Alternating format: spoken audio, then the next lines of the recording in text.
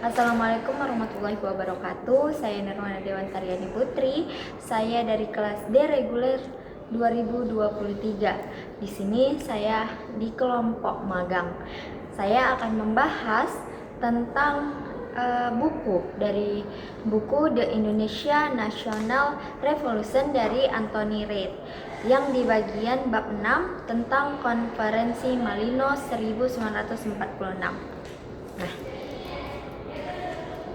pembahasan Konferensi Malino tanggal 16 sampai 22 Juli 1948. Nah, setelah berakhirnya masa revolusi bersenjata di akhir tahun 1945, hubungan antara Republik Indonesia dari pihak Belanda memasuki babak baru. Nah, Belanda menyadari bahwa menaklukkan republik secara militer bukan hal yang mudah. Nah, si Anthony ini menyebutkan bahwa Letnan Gubernur yaitu Jenderal Van Mook kemudian mengubah strategi politik dari yang awalnya ingin menundukkan republik dengan kekuatan senjata menjadi strategi yaitu pengempungan politik dan ekonomi. Nah, setelah satu langkah paling penting dalam strategi ini adalah dengan mendirikannya negara-negara bagian di luar kekuasaan republik yang kemudian dikenal dengan sistem yaitu sistem federalisme buatan Belanda. Nah, dari sinilah munculnya Konferensi Malino yang diselenggarakan pada tanggal 16 sampai 22 Juli 1946 di Malino yaitu di Sulawesi Selatan.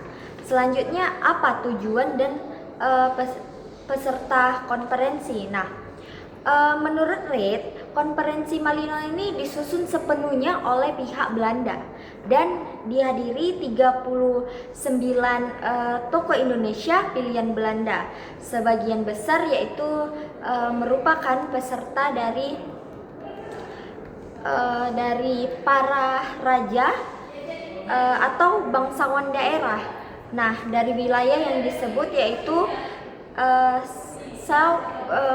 self-governing territories atau daerah swapraja. Nah, selanjutnya itu tokoh-tokoh Kristen dari Ambon dan Sulawesi Utara. Selanjutnya ada perwakilan suku-suku dari Dayak, Toraja, dan juga Papua yang umumnya masih memiliki kedekatan dan ketergantungan dengan pemerintahan Belanda. Jadi, dengan kata lain, konferensi ini tidak memiliki aspirasi nasional yang mana yang tumbuh di Jawa atau di Sumatera, tetapi lebih mewakili daerah-daerah yang masih berada dalam pengaruh kekuatan Belanda.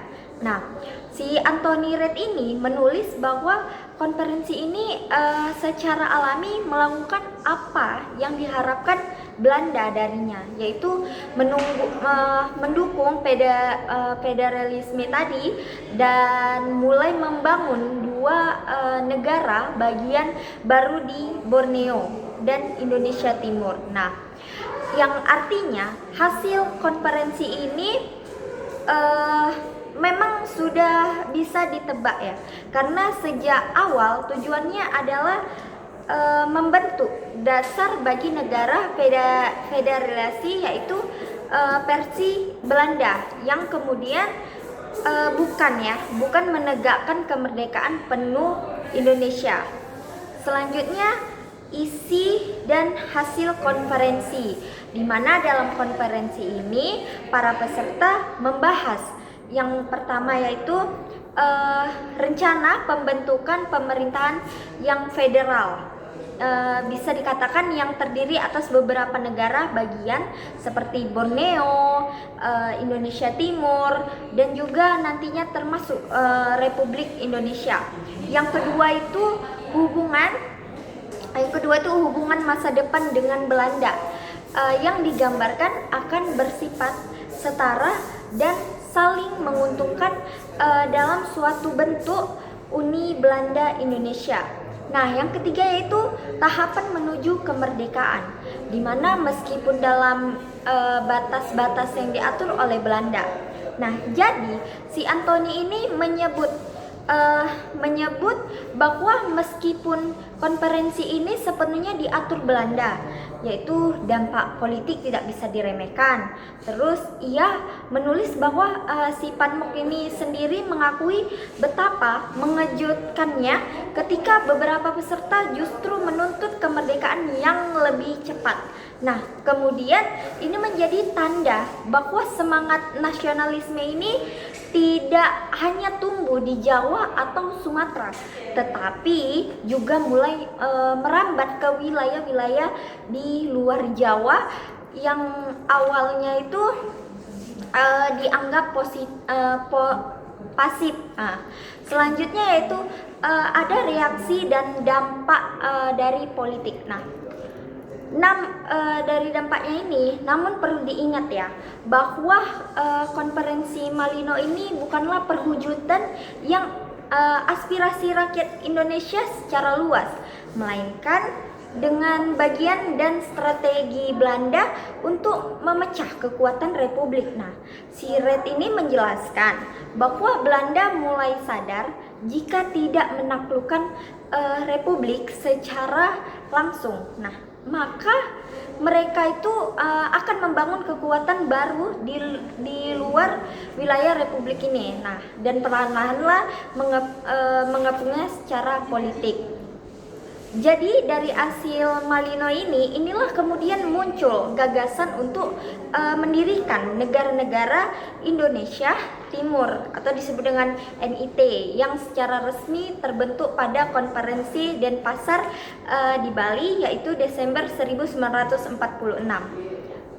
Selanjutnya, sementara itu ya, di wilayah Kalimantan atau di Borneo, rencana pembentukan negara bagian itu gagal terlaksana karena ada penolakan tentang kuat dari kelompok Muslim dan pendukung tentang Republik di Kalimantan Selatan dan Timur.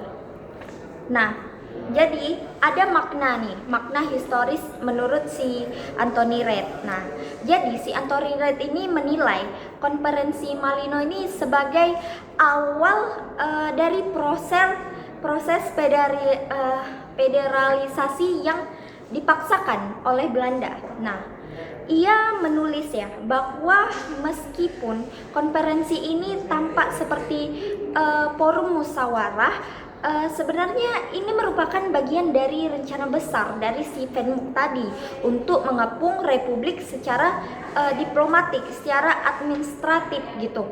Nah, Belanda ini menunjukkan kepada dunia internasional, khususnya yaitu sekutu dari PBB yang membawa bahwa mereka tidak menentang kemerdekaan Indonesia itu. Nah, tetapi ingin membentuknya dalam kerangka yang lebih teratur, yaitu dan bersahabat dengan Belanda. Nah, namun bagi para pemimpin Republik itu seperti Sultan Sair dan juga seperti Sultan Sair, langkah ini jelas merupakan usaha yaitu memecah belah persatuan nasional. Karena di saat Belanda ini menggelar Malino, si Sair ini justru sibuk menegosiasikan tentang perjanjian Linggarjati. Nah, pada November 1946. Nah, untuk mempertimbangkan pengakuan yaitu de facto terhadap Republik. Nah, selanjutnya ada kesimpulan. Jadi teman-teman, kesimpulannya itu di konferensi Malino ini tahun 1946 adalah bentuk politik atau pecah belah versi Belanda setelah mereka gagal secara militer. Nah, Belanda tidak lagi menyerang dengan senjata, tetapi dengan diplomasi dan janji palsu itulah kemerdekaannya. Nah, tujuan jelasnya itu eh, mengisolasi Republik Indonesia, membangun negara-negara bagian boneka di luar Jawa dan Sumatera. Nah, lalu mereka menciptakan kesan bahwa hanya Republik lah yang keras kepala menolak kerjasama gitu. Nah, namun ya, sebagaimana dijelaskan nih oleh si Anthony Reid ini, meskipun si Malino ini adalah produk politik Belanda, konferensi ini justru membuka ruang semangat baru. Nah, di luar Jawa, karena banyak tokoh yang mulai berbicara soal kemerdekaan penuh. Nah, sesuatu yang sebelumnya tidak pernah berani mereka ungkapkan di hadapan Belanda tersebut. Nah, seperti itu. Hanya itu saja yang bisa saya sampaikan tentang konferensi Malino ini. Kurang lebih saya mohon maaf. Assalamualaikum warahmatullahi wabarakatuh.